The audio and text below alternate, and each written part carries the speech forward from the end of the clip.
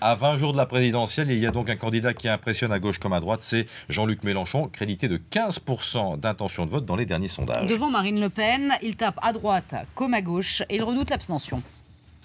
Quelque décision que vous y preniez, avec votre bulletin de vote, le plus misérable et l'égal du plus puissant, ne renoncez jamais à cette dignité, parce que vous êtes le nombre, donc vous êtes la force, donc la décision est dans vos mains.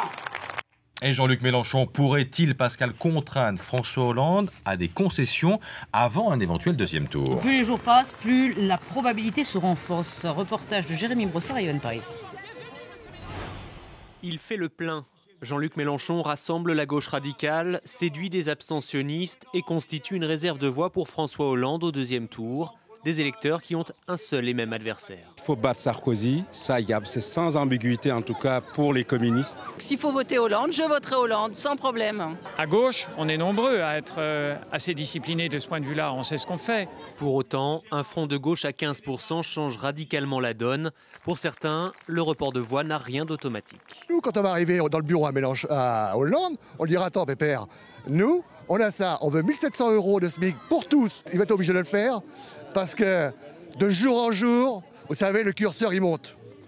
Et un autre avantage. Alors y a-t-il un danger Mélenchon pour les socialistes? L'équipe du candidat n'y croit pas. L'inquiétude de certains socialistes, elle est autre. Elle est de ne pas avoir complètement les mains libres. Quand François Hollande dit c'est à prendre et à laisser, il faudra qu'on se rallie. Bon, ça, c'est pas un discours qui est respectueux pour nos électeurs, mais je pense qu'il va vite en changer.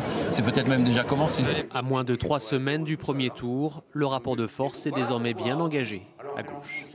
Et le front de gauche précise sa pensée, par exemple, sur les impôts. Il suggère une taxe de 100% des revenus au-dessus de 360 000 € annuels par part. Et sur le SMIC à 1700 € évoqué à l'instant par un militant du front de gauche, Arnaud Montebourg, pour le Parti socialiste, a été très clair hier soir sur BFM TV, ça ne se fera pas.